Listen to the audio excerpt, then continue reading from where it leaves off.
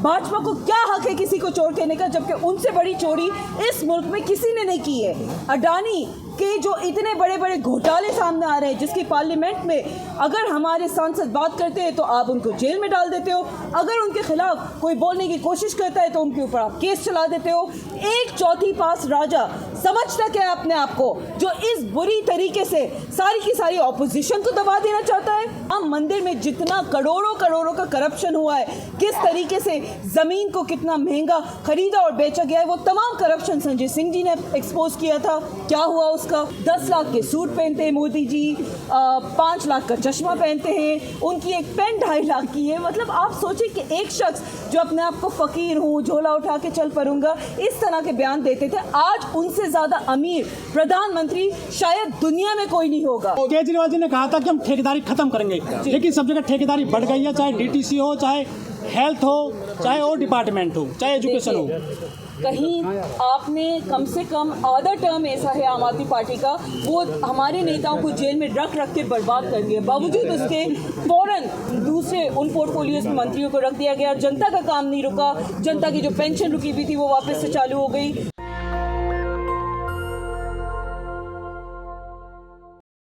10 सालों में तो आम आदमी पार्टी ने कोई काम नहीं किया, अरविंद केजरीवाल ने कोई काम नहीं किया। अब विज्ञापनों के द्वारा जो है फिर से जनता को ठगने की कोशिश कर रहे हैं। लेकिन इस बार दिल्ली की जनता जो है दिल्ली चुनाव में केजरीवाल सरकार को टाटा होके बाय बाय कहने वाली है। आम आदमी पार्टी का 10 साल का जो दिल्ली में अस्तित्व है उसको डिनाई नहीं किया जा सकता। जितना काम महज 10 सालों में इस पार्टी ने किया है, 4 राष्ट्रों में हमारे प्रेजेंस है। दिल्ली में हम पिछले 3 बार से सरकार में हैं, पंजाब में इतनी भारी बहुमत में आम आदमी पार्टी की सरकार बनी हुई है।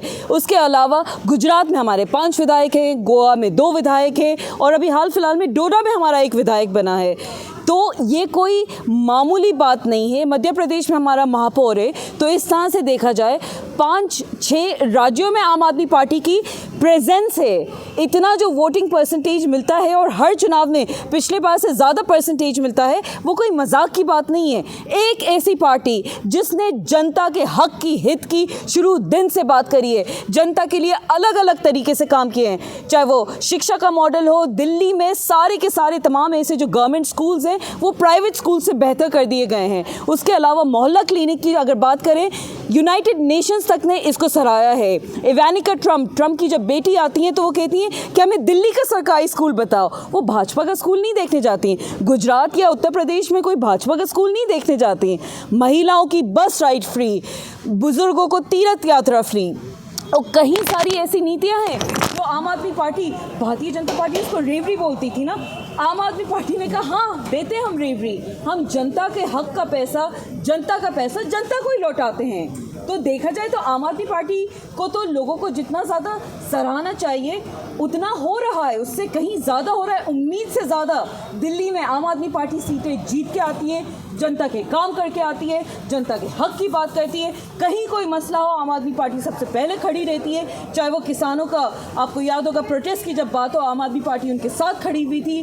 कोई मसला हो आम आदमी पार्टी अपना समर्थन जाहिर करती है। इंडिया अलायंस का एक बहुत इम्पोर्टेंट, चोर है केजरीवाल, कुछ नहीं किया। भारतीय जनता पार्टी अगर किसी को चोर बोल रही है तो उससे ज़्यादा हंसी कोई बात नहीं। मोदी जी से बड़ा चोर अंबानी जी और अडानी जी का जो इन्होंने सपोर्ट किया है, ये जो मोदी अडानी का जो एक समर्थन है, ये जो मोदी अंबानी का एक जो मिश्रण है, अपने पूंजीपतियों को किस तरह से बढ़ाना है, एयरपोर्ट से लेके सी पोर्ट और तमाम जो देश की संपत्ति है उसको बेच चुका है भाजपा। आम आदमी party on the other hand सिर्फ और सिर्फ जनता के लिए ग्राउंड लेवल पे काम करती है, खड़े रहती है। वो भाजपा को क्या हक है किसी को चोर कहने का, जबकि उनसे बड़ी चोरी इस मुल्क में किसी ने नहीं की है। अडानी के जो इतने बड़े बड़े घोटाले सामने आ रहे हैं, जिसकी पार्लियामेंट में अगर हमारे सांसद बात करते हैं तो आप उनको जेल में डाल देते हो, अगर उनके खिलाफ कोई बोलने की कोशिश करता है तो उनके ऊपर आप केस चला देते हो। एक चौथी पास राजा समझता क्या अपने आप को, जो इस बुरी तरीके से सारी की सारी ऑपोजिशन को दबा देना चाहता है। चुनाव के ऐसे अहम टाइम पे जहाँ पे जनता के काम की बात होनी चाहिए थी। आप लोग के पास कोई ना, तो आपके पास आपका दूल्हा कौन होगा, आपका सीएम फेस कौन होगा दिल्ली में, आपके पास कोई जवाब नहीं है। आपका मैनिफेस्टो क्या है? भाजपा तो फ्री रेवड़ी के आप- साथ साथ गंदा पानी और बिजली के बढ़े हुए बिल भी दे रही है आम आदमी पार्टी जनता को, और लगातार हरियाणा में आपने बिजली के बिल देखे हैं, उत्तर प्रदेश में देखे, गुजरात में देखे, जहाँ जहाँ पे भाजपा की सरकार है वहाँ पे इतने महंगे बिजली के बिल, और बिजली चोरी करके किस तरीके से भाजपा अन्य राज्यों में लोगों को, जो सरकारें हैं उनको कहीं ना कहीं डरा के धमका के रखती है, उसका भी मंजर हमारे सामने आया था। किस तरीके से बिजली चोरी का जो पूरा करप्शन है, कई सारी प्रेस कॉन्फ्रेंस करके उसको दिखाया गया, बताया गया। माधवी बुच के साथ मिलके इतना बड़ा करप्शन हुआ, शेल कंपनीज बनी हुई है बाकायदा से हिंदुस्तान के बाहर, वो करप्शन कांग्रेस सामने लेके आई। जो अयोध्या मंदिर बन रहा था और राम मंदिर में जितना करोड़ों का करप्शन हुआ है, किस तरीके से ज़मीन को कितना महंगा खरीदा और बेचा गया है, वो तमाम करप्शन संजय सिंह जी ने एक्सपोज किया था। क्या हुआ उसका? एक के बाद एक एक्सपोज करप्शन। तो बीजेपी भी कर रही है, आपका शीश महल। बीजेपी के पास जितनी सारी, अगर मोदी जी शीश महल की बात करते हैं तो वो ये भी बात कर ले कि पीएम हाउस जो इतना करोड़ों का बना हुआ है, उसकी कहाँ से उनके पास बजट आया, कहाँ से अप्रूवल आया। लाखों की करोड़ों की गाड़ियाँ चलती हैं, मेरे पास आंकड़े भी, I am at the moment मैं आंकड़े भी नहीं गिन पा रही हूँ, क्योंकि इतने ज़्यादा करोड़ों के उनके ऐसे खर्चे होते हैं जो वो जस्टिफाई नहीं कर पाते। 10 लाख के सूट पहनते हैं मोदी जी, 5 लाख का चश्मा पहनते हैं, उनकी एक पेन 2.5 लाख की है। मतलब आप सोचिए कि एक शख्स जो अपने आप को फ़कीर हूँ, झोला उठा के चल पड़ूंगा, इस तरह के बयान देते थे। आज उनसे ज़्यादा अमीर प्रधानमंत्री शायद दुनिया में कोई नहीं होगा, वो बात करेंगे करप्शन तो यानी की। मोदी जी केजरीवाल तो है क्या? मोदी जी भी करोड़ों की गाड़ी में चलते हैं, केजरीवाल भी शीश महल में रहते हैं, बोल ही रहे हैं केजरीवाल क्या? जी शीश महल में पहली बात नहीं रह रहे, उनको तो शीश महल, सो कॉल्ड शीश महल जिसको आप लोग शीश महल कह रहे हैं, उसमें एक तो झूठ परोसा गया। गए थे ना हमारे मंत्री, गए थे संजय सिंह जी, गए थे सौरभ भारद्वाज जी कि दिखा दें हमें कहाँ है वो लाखों का टॉयलेट सीट, कहाँ है वो लाखों का स्विमिंग पूल, हम भी ज़रा देख लें, जनता को, मीडिया को बता दें। आप लोग सब मीडिया वाले वहाँ पे गए थे, रोका गया था ना आपको? जाने दिया गया था? नहीं जाने दिया गया था। और वहीं हम पीएम हाउस भी जाना चाहते थे कि वहाँ पे जितनी महंगाई से, जितनी करोड़ों की जो वहाँ पे प्रॉपर्टी बनाई गई है, करोड़ों का खर्चा किया गया है, वो भी दिखा दें। नहीं दिखाया गया। क्यों नहीं दिखाया गया? मोदी जी क्या वो अपने घर से बंगला लेके आए या घर से पीएम हाउस उन्होंने बनवाया है? जनता का, आपका और हमारा पैसे से बनाए, वो टैक्स पेयर्स का पैसा लगा हुआ है उसमें। आप और हम जो मेहनत से टैक्स भरते हैं, हमारी वजह से पीएम का करोड़ों का इस तरह का बंगला बना हुआ है। कितने करोड़ों का तो सिर्फ उनका प्राइवेट जेट है, कितने करोड़ों का दूल्हा के बाद क्या आपने रमेश बुदड़ी तो कह तो रहे सीएम का चेहरा बनाया जाएगा, वो दूल्हा नहीं है। ये बात क्या ऑफिशियल उनके रिकॉर्ड्स पे आई है? नहीं, आप लोग क्या पढ़ते नहीं, अगर ऑफिशियल रिकॉर्ड पे आई है तो कहे कि रमेश भिदोरी जो एक महिला विरोधी है, रमेश भिदोरी जो मुसलमान विरोधी है, रमेश भिदोरी जो इतना बदतमीज इंसान है कि उसने प्रियंका गांधी जी और आतिशी जी के लिए क्या बदतमीजी के बयान नहीं दिए, उस रमेश भिदोरी को अगर आप दिल्ली का सीएम बना रहे हो तो कहाँ महिला सुरक्षित रह सकती है दिल्ली में? जरा सा भी रह सकती है नहीं। महिला अपमान तो केजरीवाल ने भी किया है। कहाँ किया? क्यों आतिशी को क्या, सीएम आतिशी को क्या बता दिया? महिला सम्मान, सीएम आतिशी को कह दिया कि वैसे बना दिया गया मुख्यमंत्री, एक्सीडेंटल। मेरा ख्याल से ये एक्सीडेंटल खेलना ना सिर्फ भाजपा को आता है।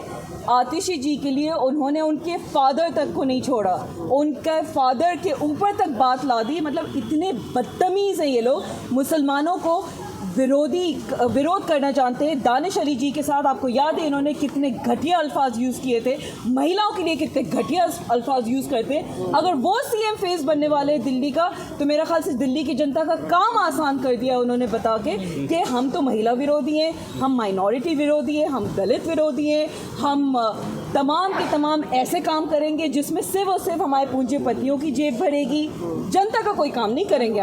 बिजली, पानी, सड़क की आप हमसे कोई उम्मीद नहीं करना। ये है भाजपा को अगर आतंकवादी बोल दिया तो क्या बुरा किया? किसको? आतंकवादी को अगर आतंकवादी बोल दिया तो क्या बुरा किया? रमेश बिदूरी ने बोला ये। लॉ एंड ऑर्डर उनके पास है, होम मिनिस्ट्री उनके पास है, किस बेसिस पे उन्होंने बोला, और इस गलत बयानी की उनके ऊपर सज़ा होनी चाहिए, केस होना चाहिए। वो केस होना तो बहुत दूर की बात है।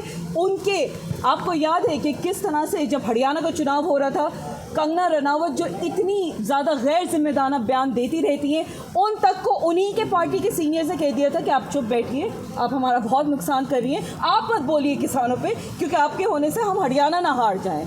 इसी तरीके से भाजपा को, रमेश भिदोड़ी को भी कह देना चाहिए कि रमेश जी आप प्लीज़ चुप बैठ जाइए, आपके होने से दिल्ली में भाजपा बहुत बुरी तरह से हार रही है। जो 2-4 सीटों की उम्मीद थी हमें, वो भी नहीं आएगी।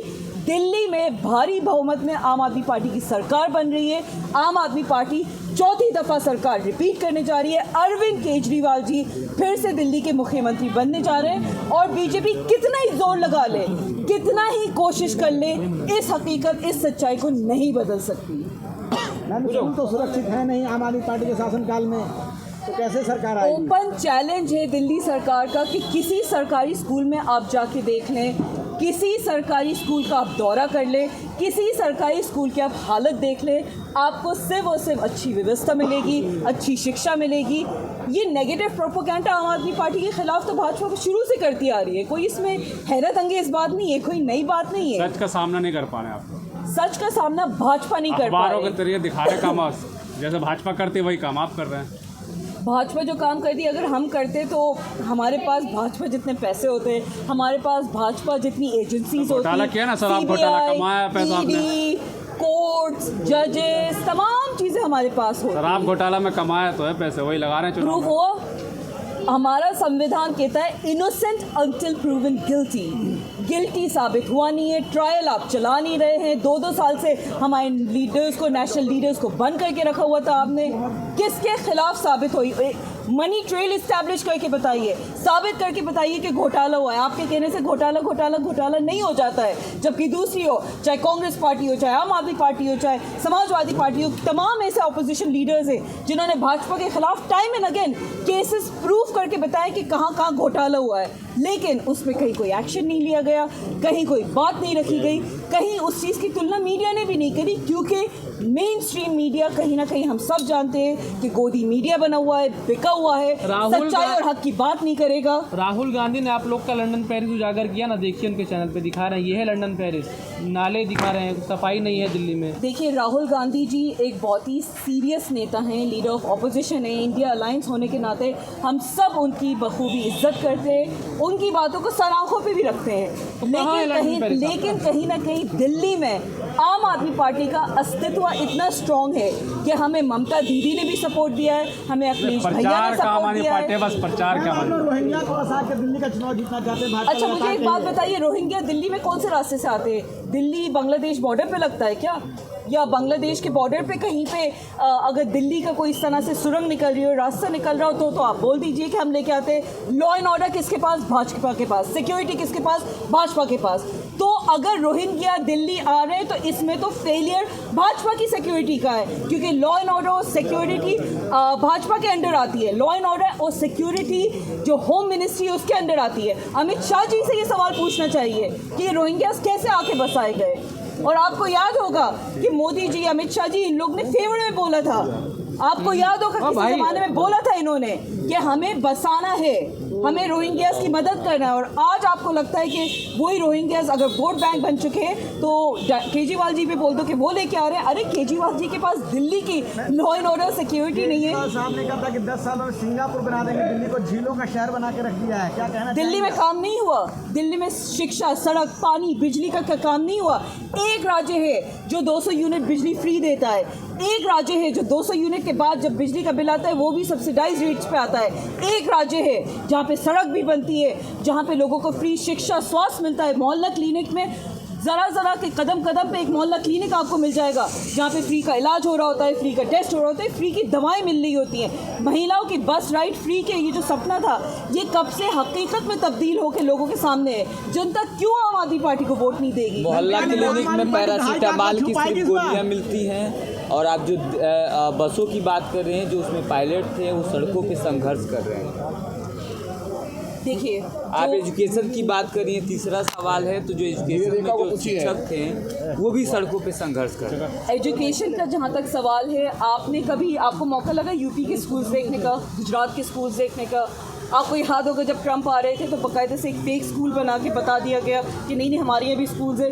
पता चला कि वो तो बाकायदा से सिर्फ दिखाने के लिए बनाया गया है। कोई गुजरात का सरकारी स्कूल इस लायक नहीं था कि ट्रंप को ला के दिखाया जा सके। उत्तर प्रदेश के स्कूल्स में बाकायदा से गाय भैंस बकरियाँ पल रही होती हैं, बंधी हुई मिलती हैं। वुमेन जो महिलाओं के लिए बच्चियों के लिए टॉयलेट्स हैं उसके दरवाजे तक नहीं होते। केजरीवाल जी कहते थे कि हम कट्टर ईमानदार जी, हैं, बिल्कुल। बाकी सब चोर हैं। आपकी पूरी कैबिनेट जेल चली गई, खुद सीएम साहब जेल गए थे। आपके जो वादे थे ईमानदारी के वो कहाँ गए? आप मुझे ये बताइए कि हमारा संविधान एक चीज़ कहता है, जो अभी थोड़ी देर पहले मैं कह रही थी कि इनोसेंट अंटिल प्रूवन गिल्टी। अगर आप किसी का गुनाह ही साबित नहीं कर पाओ तो जब तक वो गुनहगार साबित ना हो जाए वो शख्स इनोसेंट होता है, मासूम होता है। आपने कहा शराब घोटाला हुआ है, मनी ट्रेल इस्टेब्लिश कर देते, घोटाला पेपर्स पे बता देते। 1 रुपए का करप्शन आप बता नहीं पा रहे हो। एक के बाद एक आम आदमी पार्टी के नेताओं को आप जेल में बंद करते रहे और उसके बाद उनको सबको बेल मिली। लड़ाई सिर्फ जेल से बेल तक की थी, क्योंकि साबित आप तो कर कुछ नहीं पाओगे। साबित आप ये कर नहीं पाओगे कि शराब घोटाला सही में हुआ है। केजरीवाल से राजकुमार आनंद, राजेंद्र पाल गौतम और सबसे पहले संदीप वाल्मीकि, आखिर दलितों के वोट नहीं चाहिए कि आपको? ऐसा बिल्कुल कोई बात नहीं है। राजकुमार आनंद जी का अपना फैसला था कि उनको बीजेपी जाना था, तो जिसकी वजह से जब सारी के सारे लीडर्स को कहीं ना कहीं टारगेट करके जेल भेजा जा रहा था, पता नहीं उन्होंने कौन सा ऐसा उनको डर लग गया, उनको लग गया कि शायद इस वक्त भाजपा की वॉशिंग मशीन में जाके धुलना बेहतर होगा, वो चले गए। उनकी अपनी मर्जी थी, उनको कहीं से भी रोका नहीं गया। केजरीवाल जी एक तरफ कहते हैं कि मैं बाबा साहब को बहुत मानता हूँ, जैसे राजेंद्र पाल गौतम जी ने 22 प्रतिज्ञाएं दिलवाई, उन्होंने उनका इस्तीफा ले लिया। क्या वो झूठ का उनका जो प्यार है बाबा साहब से? बाबा साहब अम्बेडकर जी का जो संविधान है उसी को बचाने के लिए ये तमाम लड़ाई है। दलितों के साथ है आम आदमी पार्टी, बाबा साहब अम्बेडकर जी को मानती है आम आदमी पार्टी। कहीं ना कहीं राजनीति में आप भी जानते हैं कि कुछ पर्सनल ताल्लुकात कभी कभार ऐसे हो जाते हैं कि आप उस तरीके से काम नहीं कर सकते जिस तरीके से आप करना चाह रहे हो। अगर ये रीज़न है, और आपने देखा कि राजेंद्र पाल गौतम जी तो वैसे भी कांग्रेस में चले गए। मैम आप लोगों ने 2100 रुपये देने का वादा किया है, वहीं कांग्रेस ने 2500 का वादा कर दिया। महिला तो आप कांग्रेस पर भरोसा करेंगी, 2500 उनके लेंगी? अच्छी बात है कि कांग्रेस को कम से कम याद तो आया कि हमें महिलाओं को सम्मान राशि देनी है, हमें महिलाओं के लिए कोई संपत्ति अनाउंस करनी है। बहुत अच्छी बात है। पैसा कहाँ से आएगा? अरबों रुपए खर्च करने पड़ेंगे प्रति महीना, कहाँ से लाओगे? आप ये देखिए मोहल्ला क्लिनिक में जो लोगों का फ्री इलाज, फ्री दवा, फ्री टेस्ट होती है, उसका पैसा कहाँ से आता है? आप ये देखिए जहाँ शिक्षा, स्वास्थ्य, पानी, ये तमाम चीज़ों पे आम आदमी पार्टी काम करती है। बावजूद उसके एक वाहिद दिल्ली है जिसका बजट मुनाफे में है। कोई राज्य ऐसा नहीं है जिसका बजट पहली बार जो है घाटे में गई है दिल्ली, आपको पता होना चाहिए। बिल्कुल घाटे में नहीं गई। अगर बजट आप देखे जाए, सारी के सारी लोगों को मुनाफे की बात करके ये सो कॉल जिनसे भाजपा जैसे रेवड़ियाँ कहती है, चलो हम भी रेवड़ी कह रहे हैं उसको, रेवड़ियाँ देके भी अगर बजट मुनाफे में, तो कहीं ना कहीं आप एक पढ़े लिखे नेता को चुनोगे, फायदा आप। केजरीवाल जी ने कहा था कि हम ठेकेदारी खत्म करेंगे, लेकिन सब जगह ठेकेदारी बढ़ गई है, चाहे डीटीसी हो, चाहे हेल्थ हो, चाहे और डिपार्टमेंट हो, चाहे एजुकेशन हो। कहीं आपने कम से कम आधा टर्म ऐसा है आम आदमी पार्टी का, वो हमारे नेताओं को जेल में रख के बर्बाद कर दिया। बावजूद उसके फौरन दूसरे उन पोर्टफोलियोज में मंत्रियों को रख दिया गया। जनता का काम नहीं रुका, जनता की जो पेंशन रुकी हुई थी वो वापस से चालू हो गई। तमाम ऐसी चीज़ें हैं जहाँ पे करप्शन अगर हो रहा था। केजरीवाल जी कहते हैं कि एलजी काम नहीं करने दे रहे। 10 साल आपको दे दिए, या आपने सिंगापुर बनाया दिल्ली को, आपको क्यों दे रहे? 10 साल से फिर आप कहेंगे कि काम नहीं करने देंगे। दिल्ली में जहाँ पे जनता लोकसभा में आम आदमी पार्टी को नहीं चुन रही है, लेकिन बावजूद उसके पिछले 3 बार से विधानसभा में आम आदमी पार्टी को चुन रही है, तो कुछ तो काम देख के ही चुन रही होगी ना।